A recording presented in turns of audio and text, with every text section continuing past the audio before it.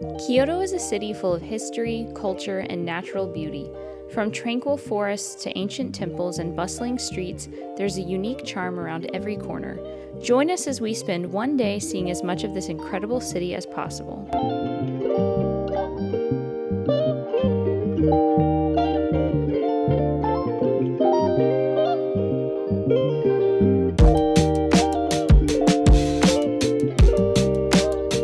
Good morning.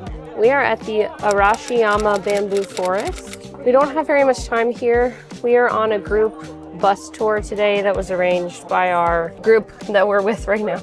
So we only have really 20 minutes to wander around here. There's a lot of other people here. It's 9:26, but it's cool in here. The bamboo is beautiful. I can imagine it would be really peaceful if it was quiet. Also, going up into the bamboo forest, it's on the side of a mountain. Yeah. And I feel you had to like climb a hill for a minute. I feel like the gravity hits harder here. Yeah. We're so tired. We were up at like 5 a.m. yesterday and got to bed after midnight. So today we're dragging. But we're gonna show you what we can of this beautiful bamboo forest. I recommend getting here as early in the morning as possible. Maybe as late in the day as possible, I don't know. Shops and stuff around the forest are not open yet. Again, always a trade-off.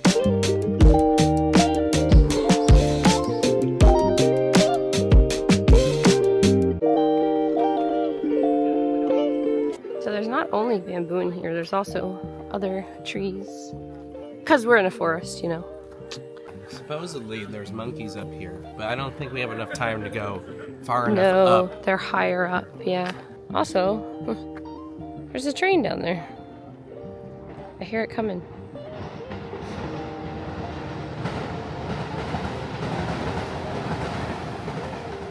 It's interesting the bamboo is more of a silvery, like eucalyptus color. Because typically in the US when we see bamboo, it's like either green or brown.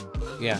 But this is silvery. Our tour guide said that the bamboo was imported from China. Yeah, so it's not Japanese, like a Japanese variety of bamboo. But it's beautiful though.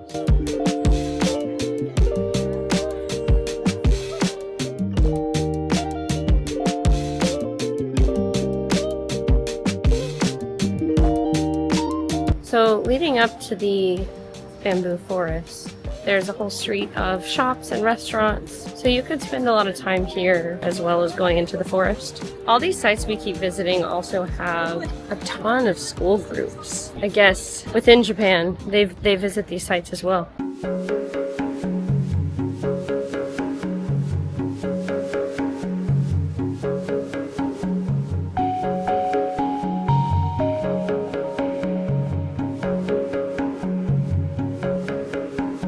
We are now at Kinkaku-ji, which is a Buddhist temple that is covered in gold. And the grounds are really beautiful. You can walk around, there's a loop around the grounds with different views of the temple. We're again here with us and hundreds of our friends, tour buses and school kids. And there's no denying that the grounds here are beautiful. Just wish it was a little quieter, but we're trying to stay positive. So let's keep walking around, see what different angles of the temple we can see. I think at some point we go up. We're gonna try to get a downward view of it.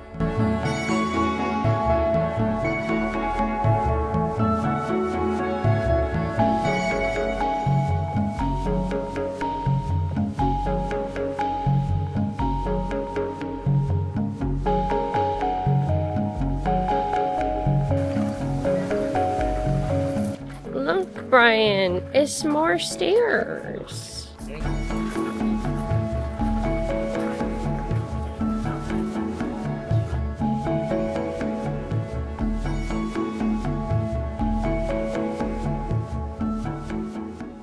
Hello, we are now at the Fushimi Inari Taisha Shrine in Kyoto. And we're under an umbrella because it's so hot. This is where the big giant torii gates are, as well as the line of torii gates. Yeah, that's where you want to go. And there's tons of shops and restaurants in this area, as well as crowds, but not as crowded as the other two locations. Yeah, there's more open space here. This shrine is massive. It's probably one of the biggest ones that we've seen besides Sensoji. Something fun about this shrine is that it has foxes at the front. Yeah. Our tour guide said that the foxes and the tanukis like to play tricks on humans.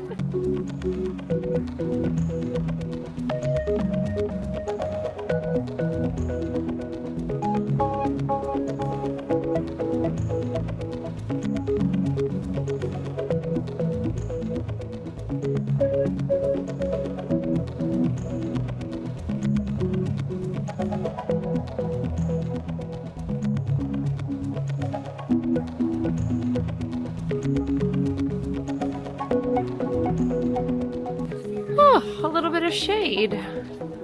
How nice.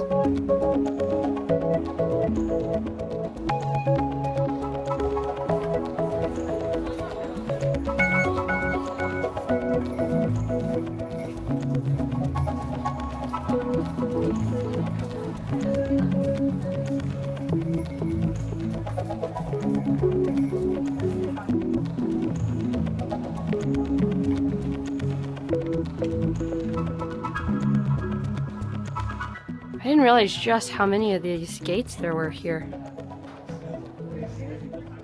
They go up all around. We found the torii gates. This place is definitely worth going to visit. Yeah, it's huge in here, actually. Even though everywhere else has been crowded, this hasn't felt as bad. Yeah, even though it's midday, like 1:15. And it's super shaded, so yeah, highly recommend coming over here. Yeah, definitely. And there's so many gates, like it circles the whole thing. It's crazy.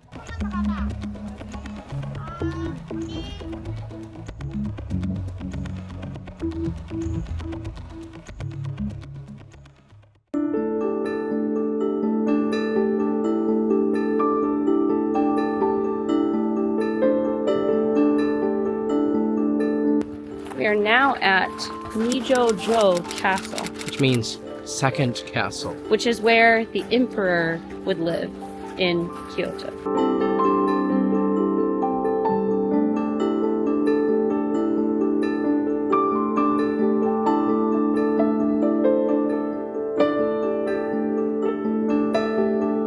Unfortunately, we could not film or take any pictures inside of Nijo-jo.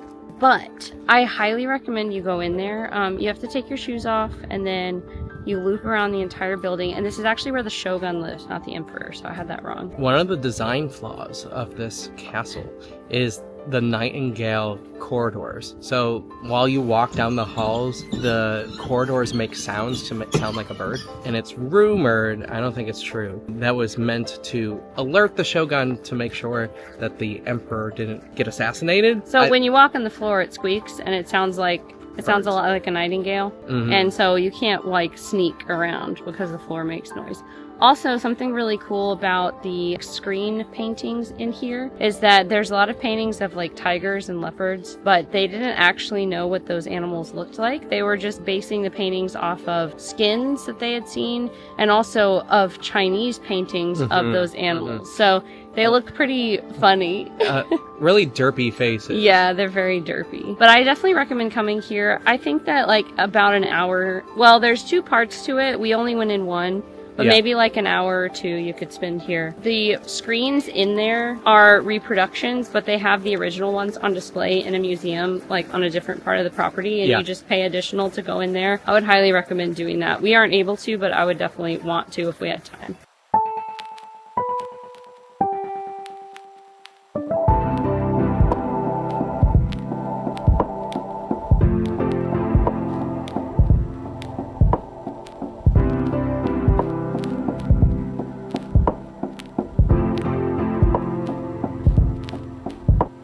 So we are now at Kiyomizu-dera Temple. This is probably one of the most famous areas of Kyoto. When you like see pictures of Kyoto, it's of this temple with pagoda and all the like very narrow streets and people wearing kimonos and everything. You also get a really beautiful view of the city. You're kind of up on the side of the mountain, Yes. on the side of a hill here. This temple has dragons too, right?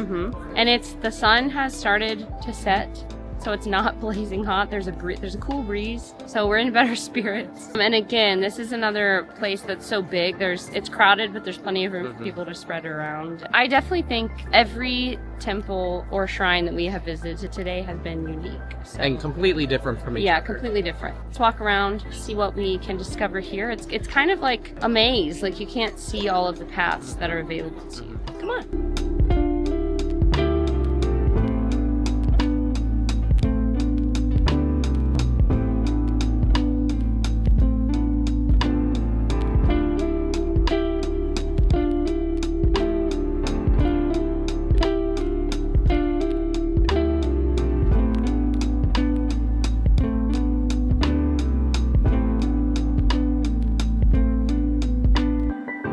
I don't know who has these feet over here because the Japanese are rather small. Definitely not me, but for comparison, it's huge.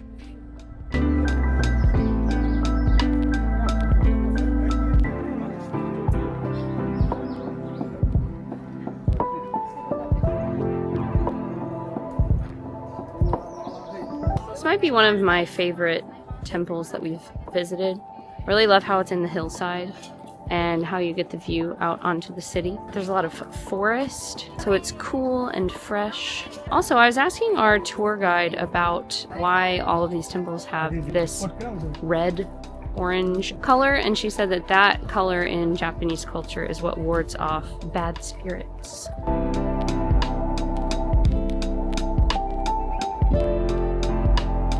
There's also an excellent shopping street with food and shops right in front of the temple.